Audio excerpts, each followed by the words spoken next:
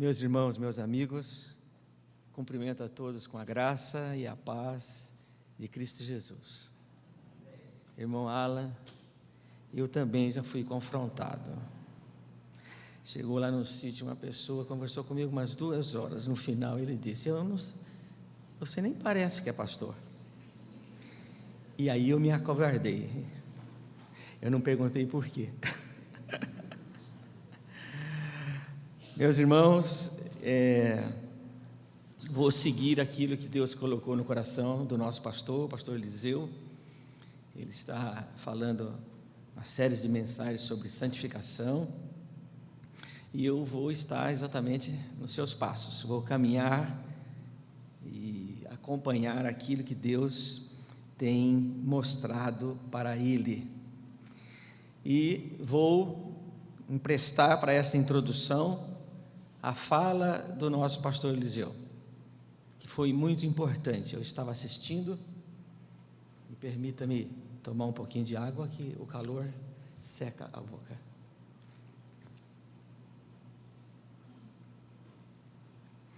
Ele disse o seguinte: a Bíblia não diz que Deus é amor, amor, amor.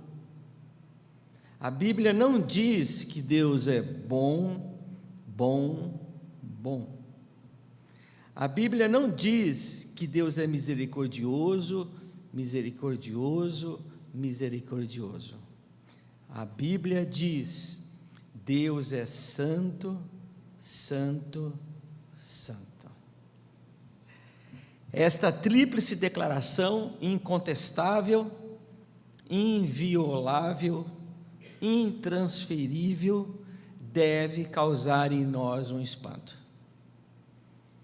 Se isso é repetitivo, se 3 vezes ele se pronuncia a respeito de sua natureza, dos seus atributos, é porque nós, como seguidores dele, precisamos nos ater. Precisamos conservar em nós o pensamento de que estamos servindo uma pessoa que é santa e que não abre mão de sua santidade, nem por nada, nem por ninguém. Então, todos que adentram as fileiras do exército de Cristo devem saber que eles lutam e pelejam pela santidade. Pela santidade. A santidade é o instrumento nosso de prosseguir na fé. No livro de Isaías, no capítulo 1, e foi esse livro que eu peguei para trazer essa mensagem hoje, Santidade Perdida, temos um diálogo revelador da essência, desígnios e constituição divina, que vale a pena estudar. Então nós vamos começar, não sei se termino hoje, o capítulo 1 do livro de Isaías, mas acredito que em casa você possa lê-lo. É terrível. Esse texto é terrível, é um dos textos mais difíceis para se interpretar. Não que eu tenha essa capacidade, mas o impacto espiritual em nós é muito grande. É um dos textos que causa mais lascas em nós. Nós nunca nos achamos adequados para aquilo que o texto está nos chamando a atenção. Então vamos começar com o versículo 1 do livro de Isaías, que diz assim, capítulo 1, versículo 1, visão de Isaías, filho de Amós, que ele teve a respeito de Judá e Jerusalém, nos dias de Uzias, Jotão, Acás e Ezequias, reis de Judá, uma profecia destinada ao povo de Deus. Veja que nesse versículo ele engloba tanto Jerusalém como Judá, ou seja, há uma cisão entre Jerusalém e Judá. A capital de Israel é Jerusalém, e a capital a capital de Israel é Samaria, e a capital de Judá é Jerusalém. E ele engloba todos os reis do seu contexto bíblico. Então essa mensagem é voltada para o povo de Deus, Deus falando diretamente com o seu povo. As profecias mais pessoais e incisivas de Deus foram voltadas ao seu povo.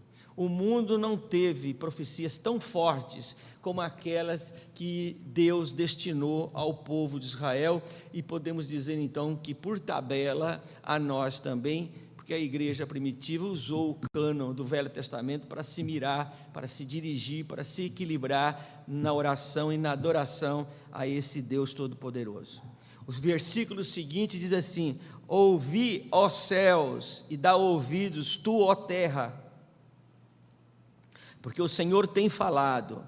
Agora veja a fala do Senhor, olha o conteúdo: criei filhos e engrandeci-os, mas eles se rebelaram contra mim. Deus declara então a rebeldia do seu povo. E ele está dizendo o seguinte: vocês não têm como falar dos vossos vizinhos, porque vocês também estão sujos.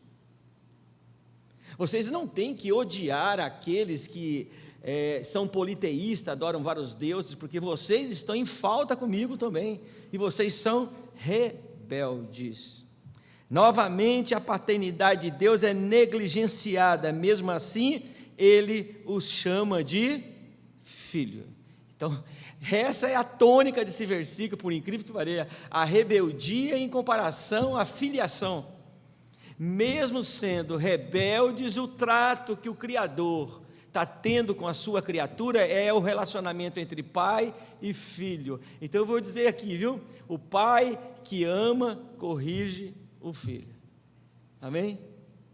O pai que ama, corrige o filho. E aqui nós temos que nos respaldar, que por mais terrível que seja as profecias ao nosso respeito, é preciso nós nos confiarmos nessa significância tão importante para nós, de sermos filhos de Deus. Enquanto Deus estiver nos chamando de filhos, há salvação para nós. Enquanto Ele estiver olhando para nós e nos desejando para estar ao seu lado como um filho, ainda é possível recuperar o que se perdeu, independente do que foi cometido. Então veja que interessante, Israel é rebelde, Deus está trazendo uma profecia para ele, mas ele chama Israel de meu filho. Agora veja o versículo seguinte, olha que soluço do coração de Deus: o boi conhece o seu possuidor, e o jumento a manjedoura do seu dono, mas Israel não tem conhecimento, o meu povo não entende. Ou seja, Deus declara a ignorância do seu povo. O gado, o boi, ele conhece o seu dono, ele corresponde à fala do dono, ao manejo do dono, assim como eu faço lá no meu dia a dia no sítio. É uma facilidade muito grande. Muitas vezes são 20 animais, 10 deles têm que estar do lado direito e 10 do lado esquerdo, e eu trabalho com eles sem nenhuma ferramenta na mão. Lá no sítio nós não batemos em animais e não gritamos com animais, para facilitar o nosso trabalho, entendeu qual é o manejo? Ao contrário do que se pensa, que com pau, ferro e feridas nós resolvemos o problema, como é a cultura antiga, mas falando e respeitando os animais na sua integridade, eles correspondem aos nossos anseios. Então muitas vezes eu preciso separar 10 de um lado, 10 para o outro, e a única coisa que eu faço é ficar à frente, e eles caminham para quem tem que ficar do lado esquerdo, quem tem que ficar do lado direito. Então eles conhecem a voz do dono, e eles respeitam a voz do dono. Mas Jeová está dizendo o seguinte: eu falo, e meu povo não consegue identificar a minha voz. Veja como nós erramos como os cristãos, né? Mas há quanto tempo estamos na igreja ouvindo a voz do Senhor? Mas nós não entendemos, somos ignorantes a respeito da voz de Deus. Entendemos muito bem de homens, mas pouco de questões espirituais. Esse é um erro meu, é um erro nosso. Deus lamenta que seus filhos dependem dele para o sustento, mas não reconhece na prática o seu senhorio. Eles nunca vão ao seu encontro. Essa deve ser a maior tapa na cara de Deus. a maior desonra para Deus é um crente dobrar o joelho e pedir algo sem nunca ter ido ao encontro dele. Um crente que não gosta de cantar, nem sozinho canta, nem lá no meio da roça ele não canta, não louva a Deus, não lê texto bíblico. No entanto, quando a corda aperta, ele corre para pedir socorro. Essa é a maior afronta para Deus, porque assim se sente um pai, uma mãe, quando o filho só está tirando dele. Há uma expressão lá fora que diz assim: venha a nós, vosso reino. Essa é a nossa sina, esse é o nosso pecado, de tratar Deus como uma bacia, onde você pode enfiar a mão e tirar o que você quer, escolher inclusive o que você quer. Esse eu quero, aquele eu não quero. Mas no nosso dia a dia não há nenhum relacionamento com Ele, nenhum tipo de relacionamento com Ele. Eu já estive presente em algumas reuniões de crente, e ambas, os lados ali discutindo, disseram: olha, negócio de fé lá fora, aqui dentro é negócio. Entendeu o que eles falaram? O negócio de fé é lá fora, quer dizer, crente é lá fora, aqui dentro é negócio. Não, Deus é Senhor absoluto de tudo que eu possuo. Não há uma reunião que eu vá que eu não possa invocar o nome do Senhor, e se essa reunião eu não posso invocar o nome do Senhor, eu não devo estar presente nesta reunião, porque Ele é Senhor absoluto. Dos centavos que ganhamos até as mansões que construímos, tudo é dele, tudo pertence a Ele. Não há um espaço nessa terra que não pertence. E Ele continua falando com Israel: ai, nação pecadora. Agora Ele agrava o problema: povo carregado de iniquidade, descendência de malfeitores, filhos corruptores. Essa expressão corruptores é muito forte, porque diz o seguinte: Israel não só é corrupto nos seus negócios, nos seus relacionamentos, mas é corruptor, ou seja, ele também é educador do mal, ele também é um professor do mal, ensinando os novos, ensinando aqueles que não conhecem a Deus a serem corruptos também. E é Deus que está denunciando os pecados de Israel. Deixaram o Senhor, blasfemaram o Santo de Israel, voltaram para trás. Ou seja, as práticas antigas foram recuperadas. Deus lamenta que o seu povo voltou às velhas práticas. E aqui representa a nossa pedra no sapato. E de tempo em tempo nós voltamos. De tempo em tempo buscamos e vamos pescar lá no mar do esquecimento, e de lá nós tiramos tudo aquilo que nos pertence. Há um lixo memorial dentro de nós, que de tempo em tempo nós abrimos a porta e entramos nesse lixo e tiramos esse lixo para fora, nos nossos relacionamentos, nos nossos negócios. Nós voltamos às velhas práticas, nem que se for por alguns minutos ou segundos, para nos safar de situações constrangedoras que estão diante de nós. Poucos de nós têm coragem de enfrentar os nossos próprios delitos, culpas. De tempo em tempo voltamos, e Deus lamenta que o seu povo voltou às velhas práticas. Do que adiantou abrir mar vermelho? Que adiantou operar sinais, maravilhas e prodígios no deserto, se eles voltaram às práticas egípcias, voltaram às práticas dos seus vizinhos politeístas?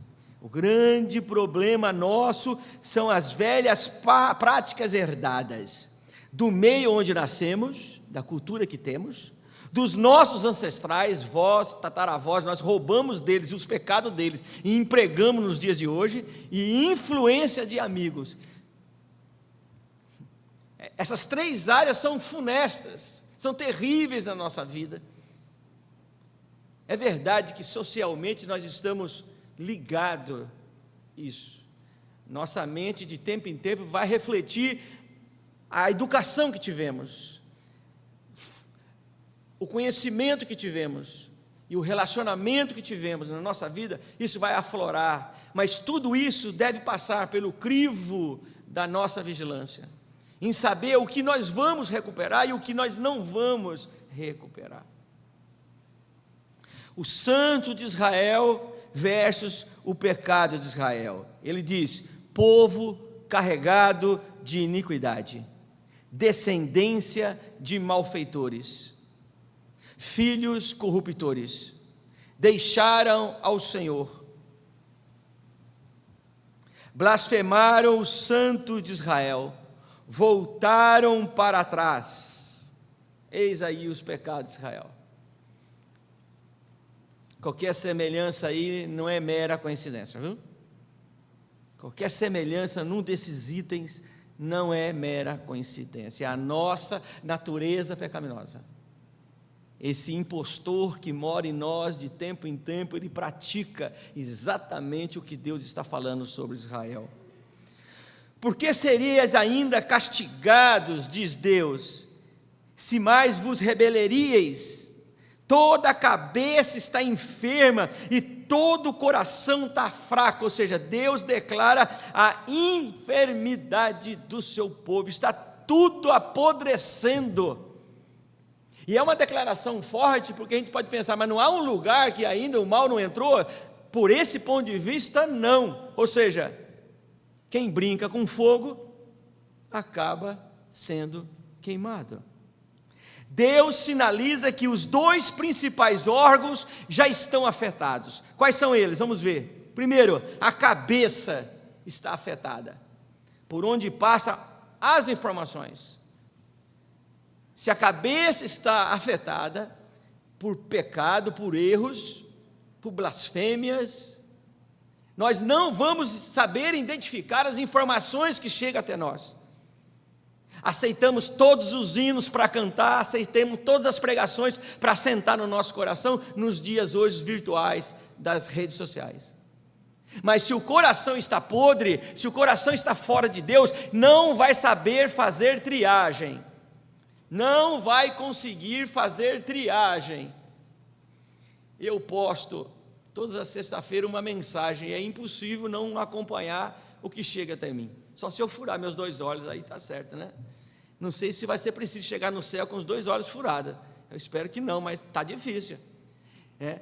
Mas eu acabo acompanhando algumas pessoas que me seguem, e elas fazem lá os seus stories da vida, e eles colocam como fundo de suas aventuras músicas mundanas. Pode, Douglas, um negócio desse? Crente fazendo declaração de amor para sua esposa ou para o seu esposo com um fundo musical. Olha, eu só estou ficando velho, caducando não estou não, ainda não. Eu ainda sei identificar o que é minha mão direita e o que é minha mão esquerda, viu?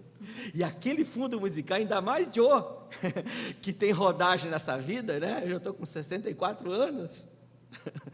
Eu já rodei um pouquinho, né? O pneu está gasto, mas ainda está na estrada. Então, já passou por esses ouvidos e por esses olhos muitas informações. E quando eu ouço aquela música, eu chego a me arrepiar.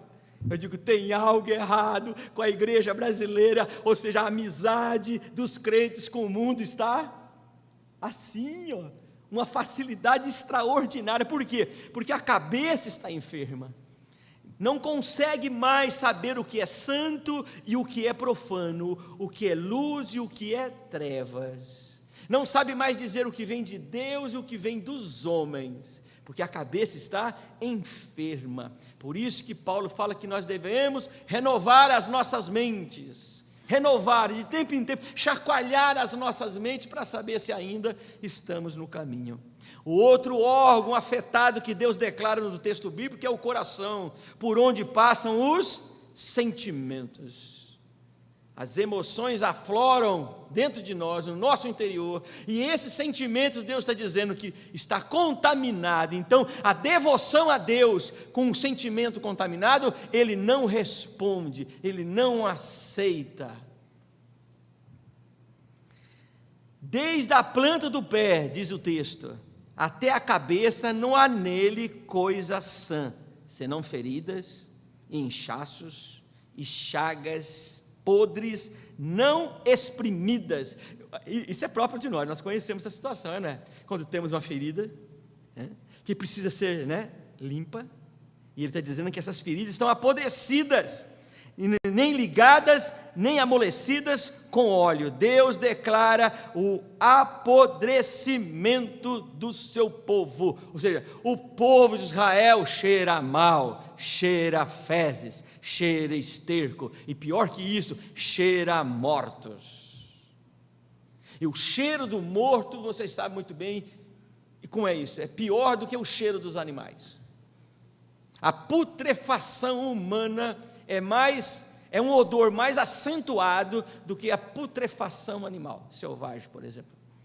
O homem fede demais, não tem como trabalhar com um cadáver humano sem proteger o nariz, e Deus está dizendo, este povo fede, esse povo é um zumbi, um morto vivo, andando e se relacionando comigo e com meu povo. Forte essa palavra, né? Forte. É Deus, não são os vizinhos de Israel que está falando a respeito do pecado dele, é Deus, o Deus de Israel está falando a respeito do pecado do seu povo. Observe como o pecado se alastra, da ponta do dedão do pé até os últimos fios de cabelos da cabeça, estão comprometidos com o pecado. Isso me diz que o pecado não pode ser dominado ou dosado quando é cometido. Ou seja, brincar com o pecado, não tem como não sair contaminado por ele. Por mais rápido que seja esse pecado, uma fração de segundo, eu já estou contaminado por ele. O pecado é forte, tanto quanto o nosso adversário chamado diabo. E eu diria mais, que o pecado é mais forte do que o diabo. O diabo vai responder pelos seus pecados no juízo final, não é isso? O inimigo vai pagar pelos seus pecados, contudo, os pecadores também vão pagar pelos seus pecados.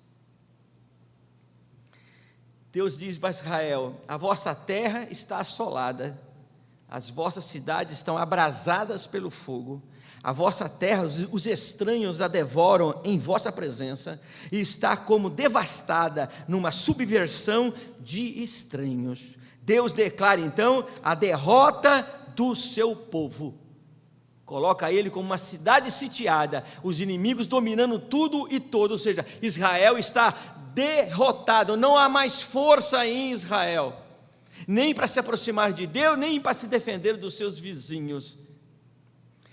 E Deus continua dizendo para Israel: e a filha de Sião, que expressão extraordinária, né? Isso aqui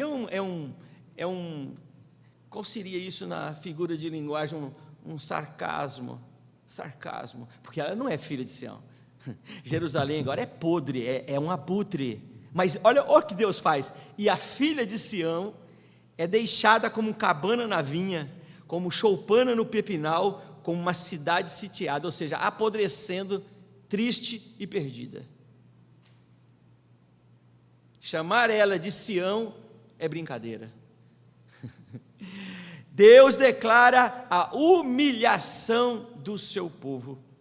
O Santo de Israel revela que o diabo não mostra para o pecador, por exemplo, toda a cabeça está enferma, ou seja, perde a capacidade de refletir. E isso o diabo não fala conosco na hora dos nossos pecados, sim ou não?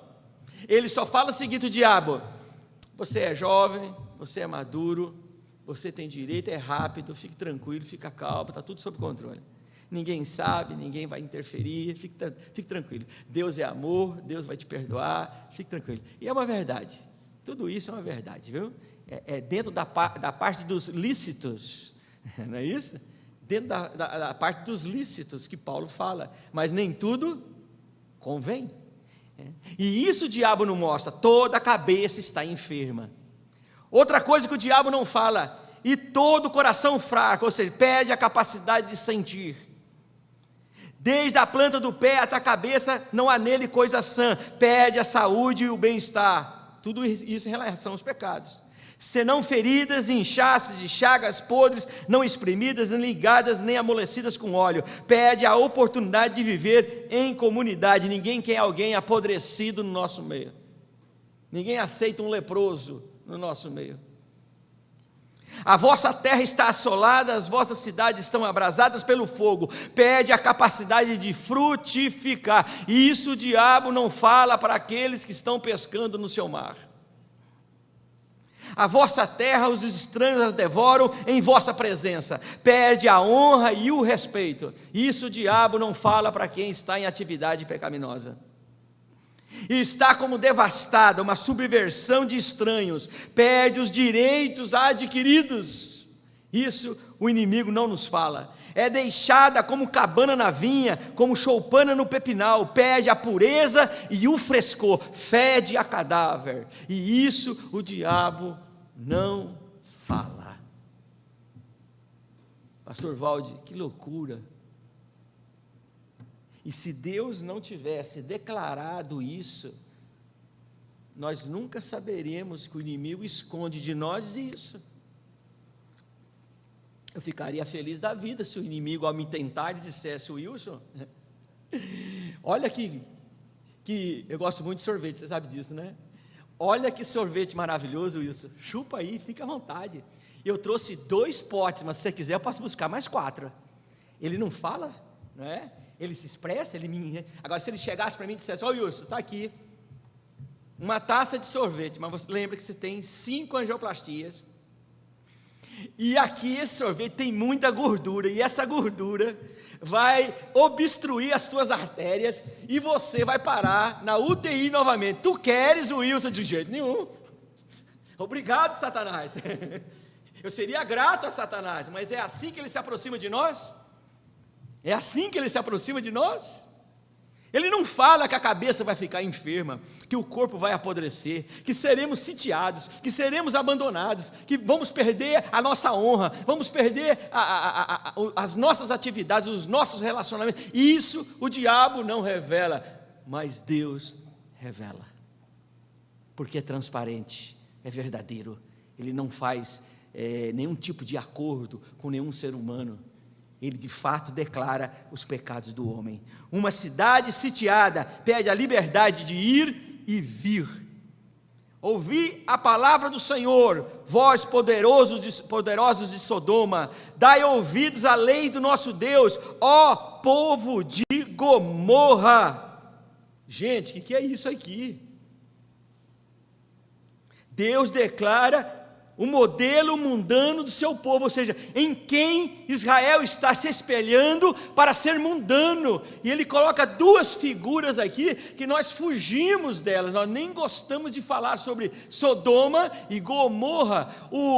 A palavra Sodoma, por exemplo, no vernáculo, na língua portuguesa, fala a respeito de luxúria, de concupiscências carnais, de loucuras sexuais. É assim que a palavra sodomita é apresentada nos dicionários. E nós temos medo de falar sobre Sodoma, nós temos medo de falar como Gomorra. Por quê? Porque foram cidades perniciosas, diabólicas, carnais, que foram destruídas por Deus. Eu fui a Israel, e quando estava para ir para Sodoma, eu preferi ir para um outro canto. Falei: não, Sodoma não quero não. Não quero nem pisar naquela terra lá, né? Eu acredito na Bíblia, meus olhos não precisam ver o que é Sodoma hoje, não, né? Nem Gomorra. No entanto, o Deus de Israel coloca uma outra qualificação. O Santo de Israel dá um novo nome ao seu povo. Não é mais a Siã, a flor de Sião, mas são sodomitas e gomorritas. Esse é o nome que Deus dá a seu povo. As práticas denunciam o verdadeiro conteúdo de Israel, são sodomitas, ou seja, são prostitutas, eles negociam com prostituição. Não se tira água boa de cisterna suja, ou seja, se for na fonte do diabo, vai trazer sujeira para o interior. Geralmente a boca fala daquilo que o coração está cheio. Então Israel era gomorrita nos seus relacionamentos, nos seus pronunciamentos, nos seus negócios, era sodomita, porque não tem como brincar com o pecado e não refletir o pecado. Sodomita ou gomorrita é aquele que perdeu o seu conteúdo santo. Perdeu o seu conteúdo santo. Numa linguagem do Novo Testamento, diz assim, vamos ler juntos? O cão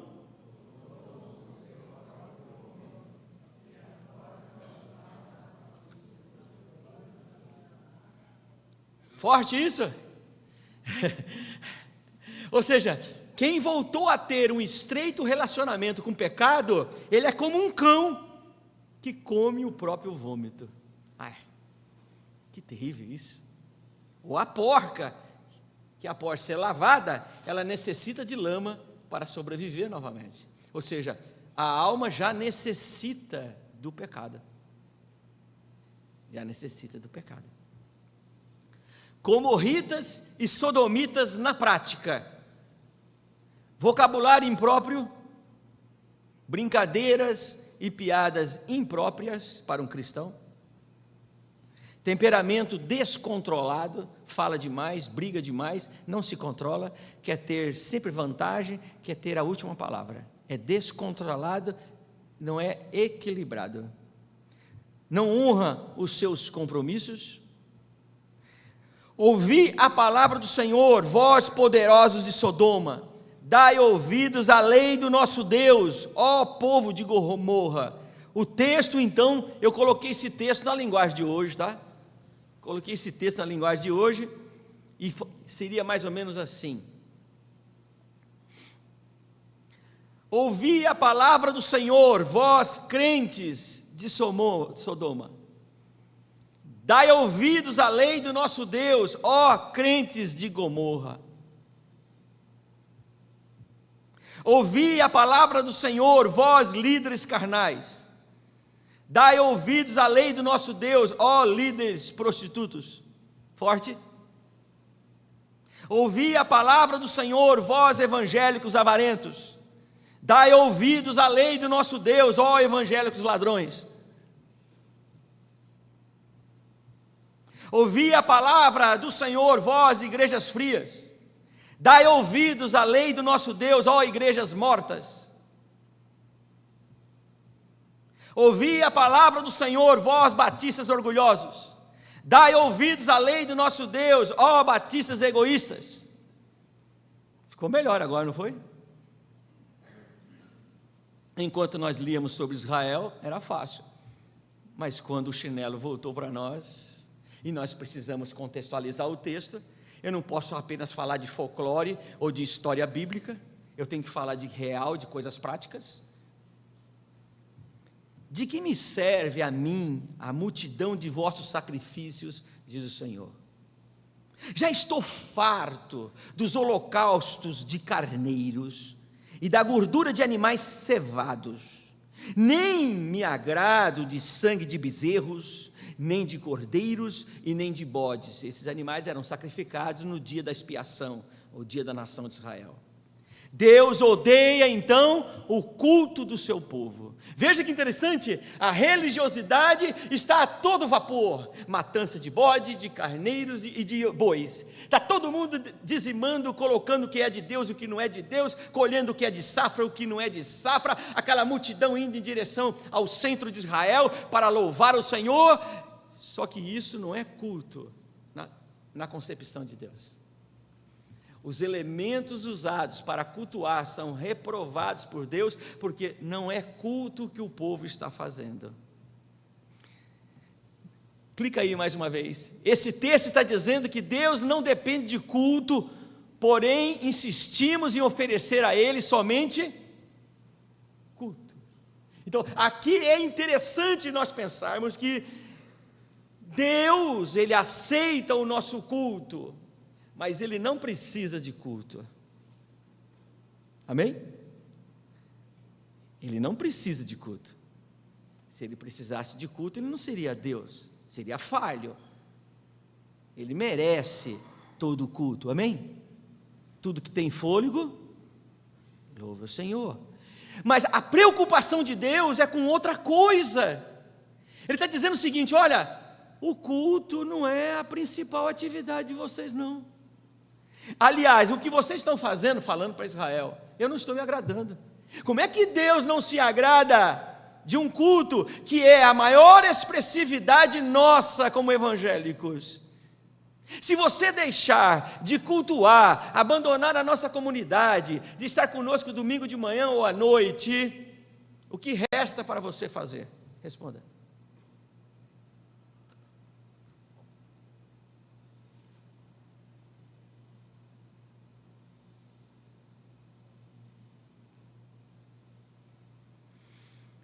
Deus está dizendo para nós que o que estamos fazendo para Ele, cultuando a Ele, não é tudo.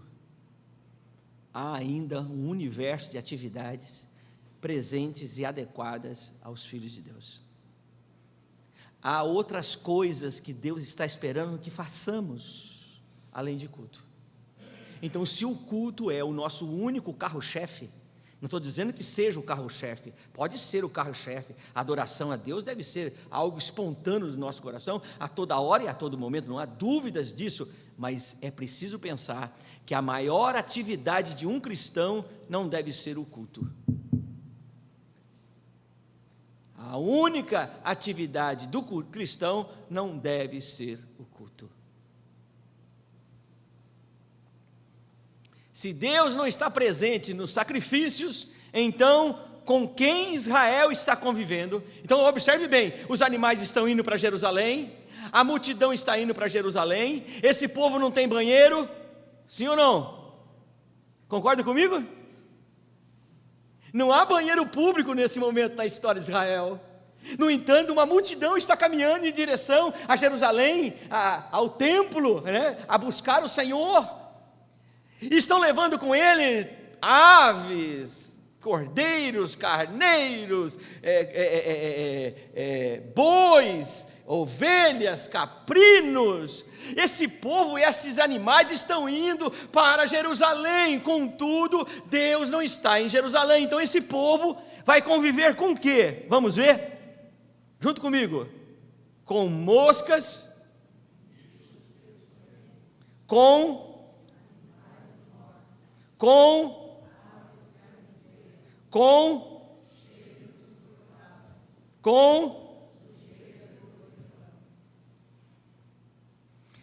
tire a presença de Deus.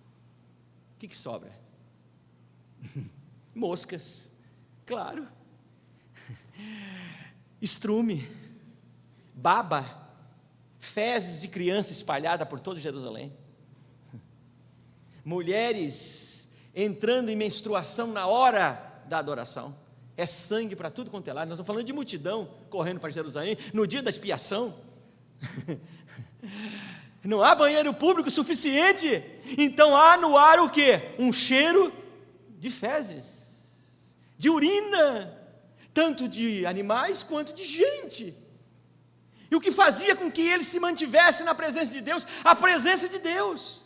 A presença de Deus, o cheiro de Deus, tirava o mau cheiro das coisas, e eles conseguiam louvar o Senhor, mesmo pisando em fezes, mesmo abanando moscas, porque a presença de Deus era extraordinária. Mas se Deus é tirado, o que é que sobra? Isso aí, ó. Isso aí que sobra, e não dá para servir a Ele com isso aqui, gente, isso é impossível. Se Deus não está em nossos cultos, com quem estamos convivendo? Vamos ver, leiamos juntos. Com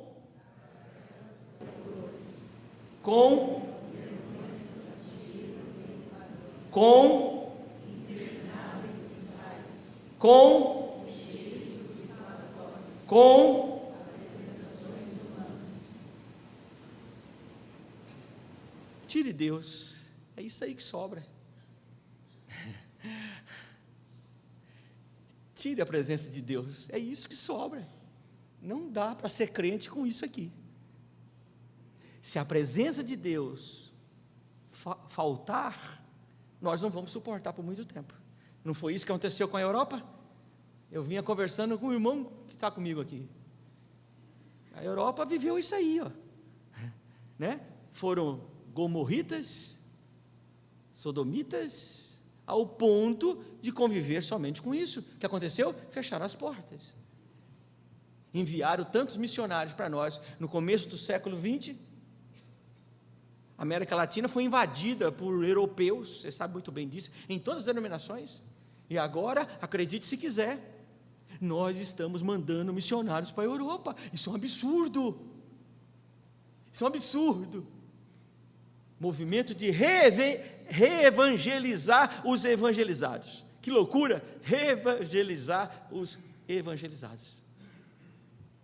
Por quê? Porque Deus foi banido do meio deles.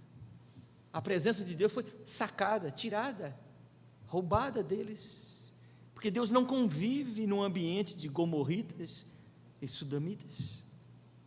Se a comunhão com o Eterno, o culto é rejeitado e a cada reunião nos tornamos inimigos de Deus. Então, se a presença de Deus for tirada do nosso meio, a cada culto que prestamos, nós estamos piorando a nossa situação perante ao Senhor.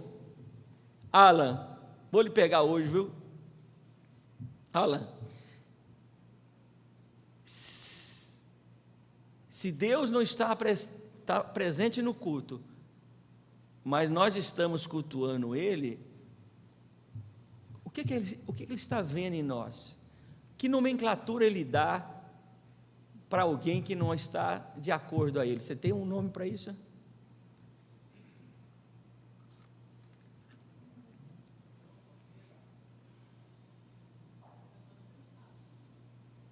Entendeu, né? Se Deus não está no culto e nós continuamos cultuando a Ele, do ponto de vista divino, quem nós somos?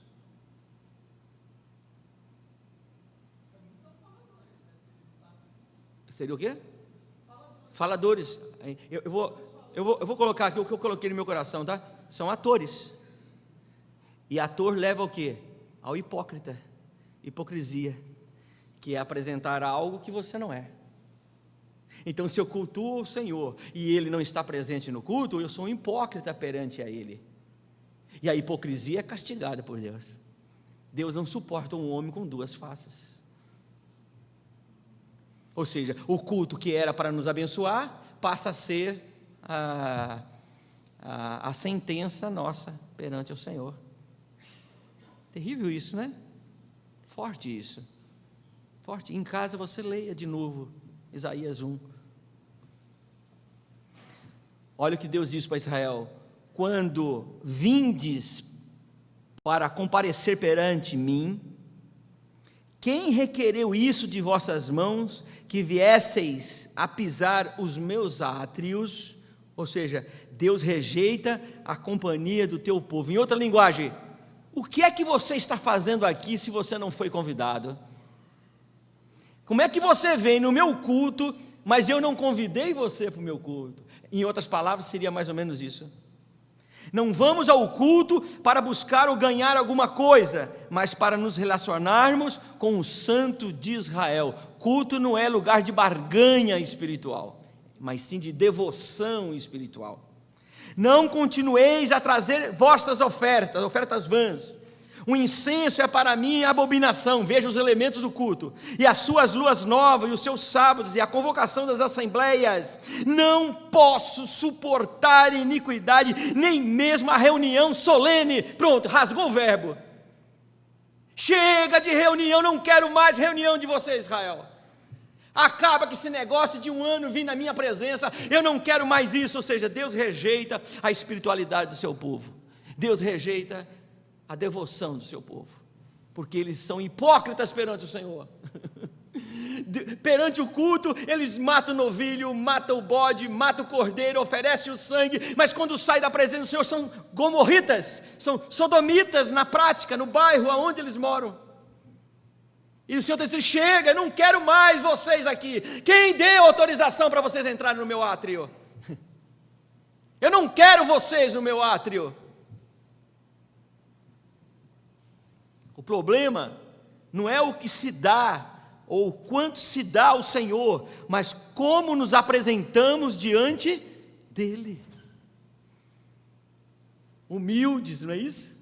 Cabisbaixos. Se pecamos, vamos para aquele que perdoa todos os nossos pecados, amém? Se estamos doentes, vamos diante daquele que é médico dos médicos, humildemente. Chegamos humildemente, não porque merecemos, mas porque sua graça é abundante. Nossas ofertas devem refletir a nossa total imersão em Deus. Tudo que fazemos deve dizer que nós estamos em Deus. Olha Deus dizendo para o seu povo: as vossas luas novas e as vossas solenidades, a minha alma as odeia, já me são pesadas. Agora olha o finalzinho: já estou cansado de as. Dois elementos fortíssimos nesse texto, e o primeiro dele é peso, cansado, e o outro elemento é sofrer, cansado e sofrer, cansado e sofrer, cansado e sofrer. Mas isso não é uma característica humana? Cansado e sofrer, cansado e sofrer. Isso não é próprio do ser humano? Cansado e sofrer, cansado e sofrer. Deus está dizendo para Israel: eu me canso, eu sou uma pessoa, e eu sofro. Tão diferente dos deuses egípcios, que não se importavam com seus adoradores, quando os adoradores não se comportavam como o deus egípcio queria, que o deus egípcio fazia, ou os outros medos, persas, o pessoal da Babilônia, todos aqueles impérios antigos, eles matavam os seus adoradores. Mas Jeová abre o coração para o seu povo, dizendo o seguinte: pior do que os vossos pecados são os meus sentimentos atravessados. Vocês pensam que estão sofrendo com toda essa forma de eu falar com vocês? Eu sofro muito mais do que com aquilo que vocês estão fazendo para mim. Gente, esse é o nosso Deus. Ele se sente cansado e sofre. Já estou cansado de as sofrer. Deus sofre? Quem ama sofre? Sim ou não? Quem ama sofre, paga o preço, não é? Se doa, amar é doar, se doar. Outra pergunta: Deus, porque ama, sofre? Então a gente pode dizer que a atmosfera de Deus em relação a nós é sofrimento, e a nossa atmosfera é amor. O amor fica para nós, mas o sofrimento fica para Deus. Isso é amor. Isso é amor. Isso é amor. É o pai disciplinando o filho, como ele começou lá nos versículos primeiros. É o pai repreendendo o filho, cara a cara, olho no olho, falando verdade, transparente, sendo sincero. Mas em contrapartida, o filho está sendo protegido pelo seu amor, mas o coração do pai está dilacerado, está pesado e sofrendo. Terrível. Por que Deus sofre? Porque a forma tomou o lugar da essência. Você vê uma pessoa ajoelhada, mas ela não está orando. Você vê uma pessoa levantando a mão, ó a forma, ó, mas ela não está adorando. A pessoa está com a Bíblia na mão, mas ela não está lendo a Bíblia. Forma e essência. Porque o método tomou lugar da mensagem. A forma de pregar, a forma de cantar é mais importante do que a mensagem. Os hinos que são escolhidos, a pregação que é feita, tem a ver com aquilo que nós queremos, não aquilo que pertence a Deus. O método tomou o lugar da mensagem. E se mudamos o método, causamos uma confusão no seio da igreja. Mude o horário do culto para vocês verem. Tira esse púlpito aqui, ó. Não sei vocês, mas eu me sinto aqui numa redoma, né? Eu me sinto escondido aqui atrás, né? Ainda mais eu, né? Tupiniquim, sangue quente. que não suporta ficar preso. Eu fico doente aqui nesse púlpito aqui. Mas vai o pastor Wilson tirar esse púlpito aqui ou chutar a santa. Vai haver um pandemônio no nosso meio, eu nunca mais prego aqui. Essa é a verdade. Essa é a verdade. O método tomou o lugar da mensagem.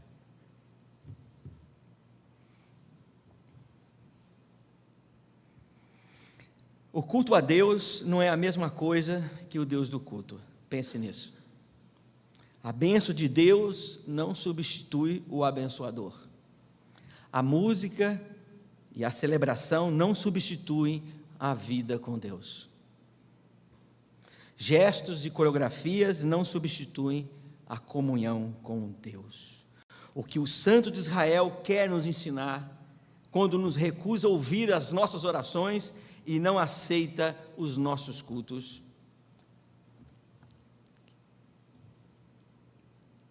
O que está em jogo é isso aqui. Nós estamos preocupados com ortodoxia, doutrina correta, jeito correto de chegar na presença de Deus. Ortodoxia. Nossa preocupação é que os homens devem se comportar dessa forma na igreja e as mulheres de outra forma. Quem senta primeiro são tais pessoas, quem senta depois são outras pessoas. Isso é feito no sábado e isso é feito só na segunda-feira. Estamos preocupados com ortodoxia, doutrina correta. Qual é a preocupação de Deus? Deus está preocupado com ortopatia, sentimento correto. Se sou santo, eu louvo o seu nome, mas se eu estou em pecado, eu me arrependo. Capite? Se eu preciso, eu peço, mas quando alguém precisa, eu dou. É esse sentimento que está a preocupação de Deus, com aquilo que eu posso prestar, não aquilo que eu possa receber. Olha a preocupação nossa, nós estamos preocupados com ortoexousia, ou seja, poder correto. Quem é que é a autoridade aqui? Quem é que manda aqui? Quem é o responsável pelo coral? Quem é o responsável pelo grupo de louvor? Quem é o responsável pela igreja? Essas são as nossas preocupações. Quem manda? Quem é o chefe? Quem é o cabeça disso aqui tudo? Essa é a preocupação humana. E muitas vezes a gente chega aqui, vai lá e diga para quem manda que eu quero falar com ele, não é assim? Nós rejeitamos até o seu auxiliar, o seu secretário, para poder falar com quem de fato manda. Essa é a situação do homem. Ortoexousia, poder.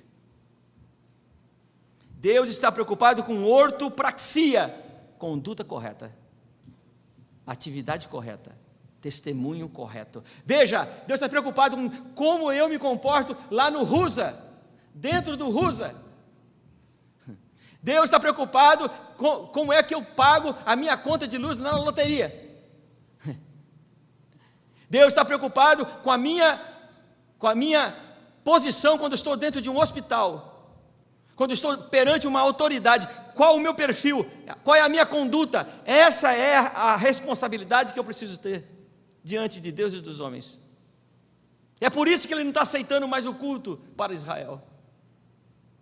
Por isso, quando estendeis as vossas mãos, escondo de vós os meus olhos, e ainda que multipliquei as vossas orações, não as ouvirei, porque as vossas mãos estão cheias de sangue.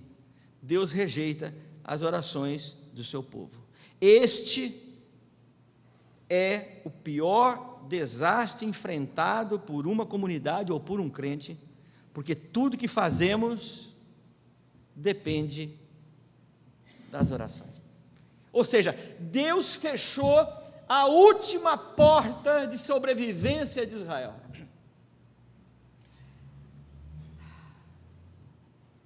O único caminho que nós temos para nos consertar, para nos renovar, nos transformar, sair de um barro para um vaso de honra, é a oração. Então, se o céu cortar a oração, não resta mais nada para nós.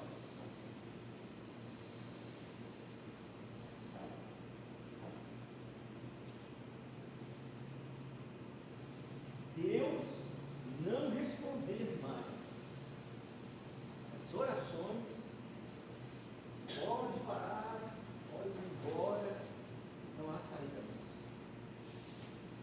tem mais saída. E Ele está dizendo: suas orações eu não ouvirei mais, suas petições eu não ouvirei mais. Ora, se o único canal que nós temos para estar na presença de Deus é a oração, e esse canal é obstruído pela ira de Deus, estamos perdidos. Nós estamos perdidos. Israel se perdeu, vocês sabem disso. Depois disso vem o cativeiro babilônico, os reis foram destruídos, Israel e Jerusalém foram destruídos, viveram e foram para a Babilônia como escravos. Ou seja, de fato Deus cortou o canal de sobrevivência de Israel. Terrível. Escondo de vós os meus olhos, as vossas orações não as ouvirei. Por quê? Deus não ouve a oração de quem não ama. Vamos ler juntos? Deus não ama, não ouve. Deus não ouve. Deus não ouve.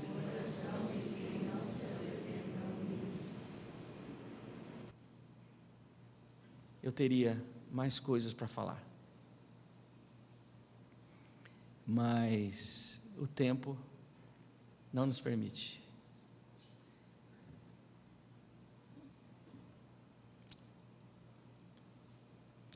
Que Deus possa, na minha ótica, tá? Que o Senhor venha tirar de nós todos os nossos bens. Vamos dar a Ele essa autorização, acabar com os nossos bens, nossos negócios, falirem todos, que não haja mais chuva sobre a terra e as nossas plantações minguem. Vamos falar para Deus tirar de nós a nossa casa ao ponto que nós não temos onde morar.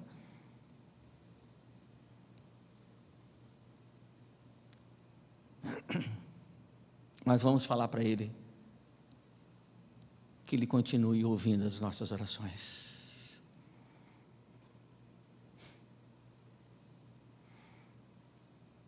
Vamos dizer para Ele que, apesar de nós, que Ele continue ouvindo as nossas orações, que Ele nos chacoalhe o tanto que Ele quiser, que Ele bata em nós como um pai que repreende seu filho, que venhamos ter hematomas espirituais, mas que Ele não deixe de ouvir as nossas orações, que Ele possa acolher todos os nossos pedidos, que Ele não afaste de nós os seus ouvidos, mas que esteja atento às nossas orações. Vamos responder como Davi: que eu não caia na mão dos homens, mas que eu caia na mão de Deus, que é rico em misericórdia. Feche teus olhos. Depois dessa oração estaremos despedindo do culto.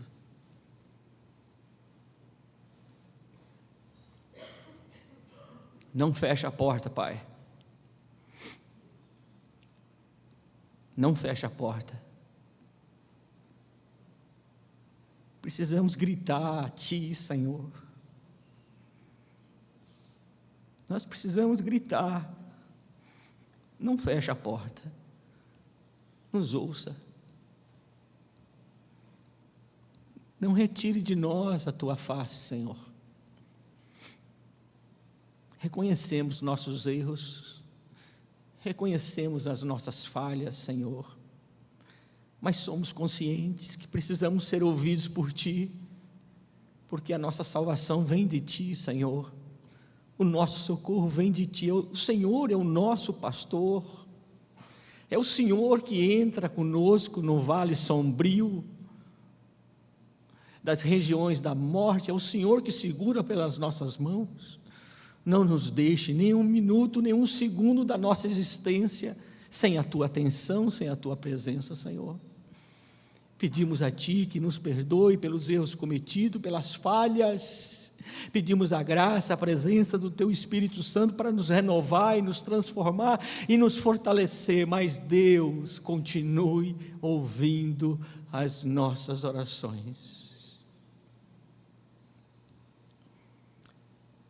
O grande amor de Deus, a graça do Senhor Jesus Cristo e a comunhão do Espírito Santo seja com toda a igreja, desde agora para todos sempre. Amém. Tenham todos uma boa semana na presença do Senhor. Deus vos abençoe.